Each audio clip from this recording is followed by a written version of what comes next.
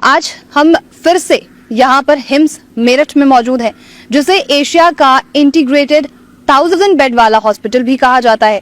और यहाँ पर 72 आवर कैंप लगा हुआ है। कई पेशेंट से अभी तक हम बात कर चुके हैं और उनका रिव्यू क्या रहा, ये सारी जानकारी आपको इस वीडियो में मिलने वाली है। फिलहाल इसके लिए मेरे साथ जुड़े हुए हैं डॉक्टर विश्वरूप रॉय चौधरी जी। सर, बहुत स्वागत है आपका। Thank you. कैसे हैं आप? बढ़िया, फर्स्ट क्लास। अच्छा सर, जैसे मैंने बोला कि 72 आवर कैंप में हम लोग हैं, तो ये जो 72 आवर कैंप है इसकी खासियत क्या है? 72 आवर का मतलब है कि लोग थर्सडे शाम को आते हैं और संडे जैसे दोपहर शाम हो गया 4 बजे अब लोग जाने लगे हैं जी। तो 72 आवर्स के लिए दे आर विद अस। और इनमें आप देखेंगे इस बार अबाउट 20% पेशेंट हुए कैंसर पेशेंट और 15-20% किडनी पेशेंट थे, हार्ट पेशेंट थे, डायबिटीज़ के बहुत सारे पेशेंट थे, इंसुलिन डिपेंडेंट, इवन टाइप 1 जो 21 साल से टाइप 1 ऐसा भी एक पेशेंट थे। तो इस बार वाले कैंप में ये खासियत है कि ज़्यादातर लोगों की दवाइयाँ इंसुलिन छोड़ने के बाद भी उनका ब्लड शुगर नॉर्मल आना, ब्लड प्रेशर नॉर्मल आना, जो लोग पेन में बहुत सारे पेशेंट ऐसे पेशेंट थे, कोलोन कैंसर के 2 पेशेंट की स्टूल से ब्लीडिंग हर बार, और वो ब्लीडिंग भी 3 दिन में रुक गई, पेन उनका काफ़ी हद तक ख़त्म हो गया। तो ये सारी चीज़ें और प्लस ट्रेनिंग, और ट्रेनिंग में जो ट्रेनिंग अभी रोज़ हम कम से कम 2 घंटे की ट्रेनिंग होती है इनको, घर में जाके क्या करना है, और उससे भी ज़्यादा इम्पोर्टेंट जो इस बार की खासियत थी, घर में क्या नहीं करना है। अच्छा। तो इस बार हमने एक टॉपिक लिया जो कि बहुत ही इम्पोर्टेंट टॉपिक है, द नोसिबो इफेक्ट। अच्छा। कि नोसिबो इफेक्ट, उसका क्या रोल है आपको बीमार रखने का ज़िंदगी भर, चाहे आप कोई भी इलाज करा लो फिर भी आप बीमार हो। तो वो सारी चीज़ें हमने इस कैंप में समझाया। इसमें हमने देखा इस बार भारत के पेशेंट और नेपाल के पेशेंट, नेपाल के कुछ MP मेंबर ऑफ पार्लियामेंट वगैरह भी थे यहाँ पे। तो ये सारा कुछ जो आपने यहाँ पे देखा यही हुआ है। जी। अभी वो पार्लियामेंट मेंबर ऑफ पार्लियामेंट से हम मिले भी हैं, उनसे जानकारी ली है सारी चीज़ें।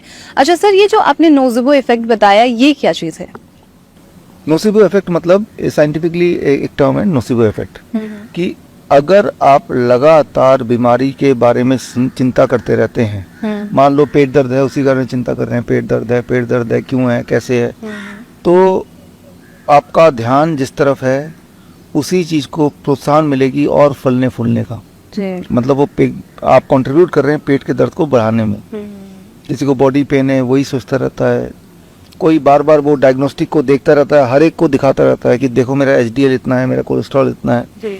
तो ये सारी ना कंट्रीब्यूटिंग फैक्टर होती है एक इंसान को बीमार रखने में, उनके सिम्टम को बरकरार रखने में। तो इसे बोलते हैं साइंटिफिकली नोसिबो इफेक्ट। साइंटिफिकली ये प्रूव हो गया है कई बार सारे एविडेंस के साथ। अगर आप बीमारी के ख्याल को बार बार, जो मान लो हेडेक के बारे में लगातार सोचेगा तो उसके हेडेक होने के चांसेस ज़्यादा हैं।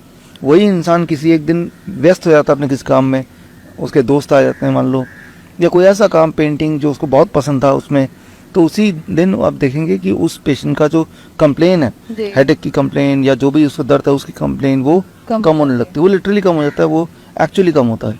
तो हमारा कोशिश ये होना चाहिए कि नोसिबो इफेक्ट क्या है, ये हम अपने पेशेंट को समझाते हैं साइंटिफिकली इसको कैसे काम करता है, ये मैकेनिज्म क्या है, और किस तरह से नोसिबो इफेक्ट को समझते हुए अपना ध्यान बीमारी से हटा के अपना ध्यान हेल्थ पे रखना है। हमारा ध्यान ये होना चाहिए कि कहाँ क्या करना है, रादर देन क्या हो चुका है। ठीक है ना। तो ये जो एक तो होता है प्लेसिबो इफेक्ट।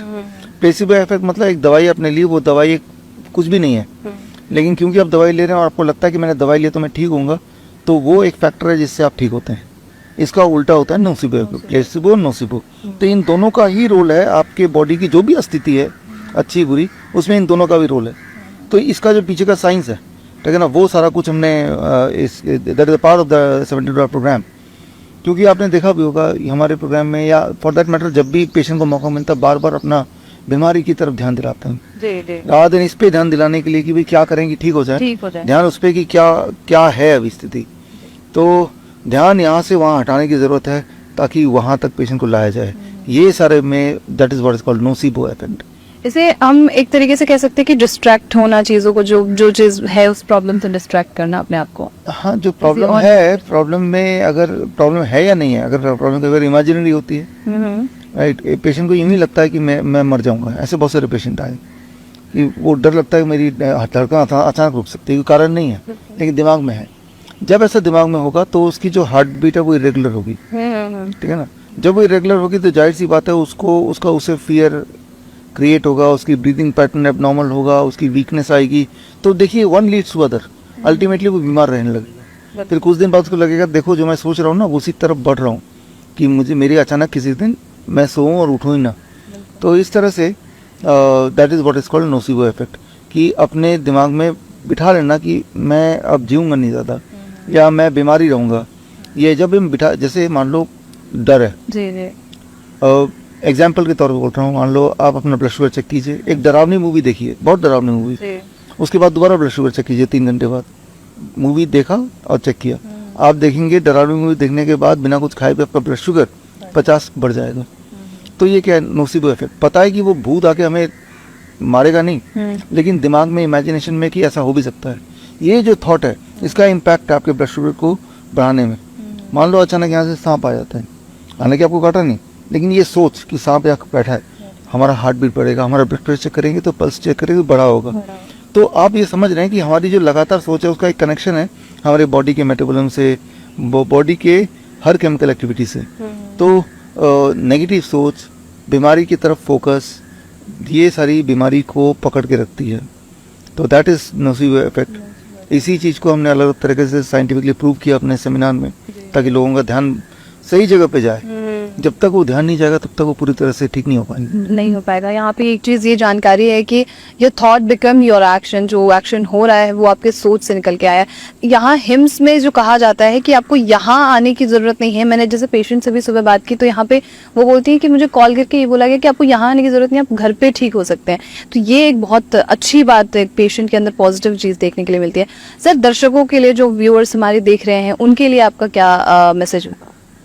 देखिए, मैसेज बहुत क्लियर है कि हेल्थ की कमान आपके खुद के हाथ में होनी चाहिए, ना कि किसी हॉस्पिटल की या डॉक्टर के हाथ में। इनफैक्ट आप देखेंगे कि आसपास के जो भी डॉक्टर जिनको आप जानते हैं, जो इंसान खुद का हेल्थ को ठीक नहीं रख सकता वो आपकी हेल्थ को कैसे ठीक रखेगा? और आपके हेल्थ को ठीक एक ही इंसान रख सकता है, वो है आप खुद। तो वो तभी हो सकता है जब आपके पास राइट नॉलेज हो। और राइट नॉलेज क्या होता है उसकी एक ही डेफिनेशन है, जो सबूत दे, एविडेंस दे। जो भी डॉक्टर आपको बोल रहा है कि आप कीमोथेरेपी करा लें, क्या कोई सबूत दिया उसने आज तक, या दे सकता है कि कीमोथेरेपी कराने से आपकी लाइफ बढ़ जाएगी या आपकी क्वालिटी ऑफ लाइफ बढ़ जाएगी? ऐसा कोई एविडेंस है नहीं, ना ही वो दे सकते हैं। जो बातें मैंने आपको बताई उससे आप ठीक हो जाएंगे, ठीक रह सकते हैं। क्या इसका एविडेंस मैं दे सकता हूँ? हाँ, मैंने हर बार दिया है, हमारी किताबों के माध्यम से दिया है। उसमें हमारे जो टेस्टिमोनियल्स हैं, हमारे जो केस स्टडीज़ हैं, पूरे दुनिया भर के रिसर्च हैं, वो सारा कुछ हमने इकट्ठा करके आपको दिया है। तो मेरा जो एक लास्ट वर्ड है आपके लिए वो यही है कि आप उस पर विश्वास करें जो एविडेंस दे, फिर चाहे वो इकलौता इंसान ही क्यों ना हो। भीड़ चाहे कुछ भी बोल रही हो, कितना भी जोर से शोर मचा रही हो, क्या वो एविडेंस दे रहे हैं?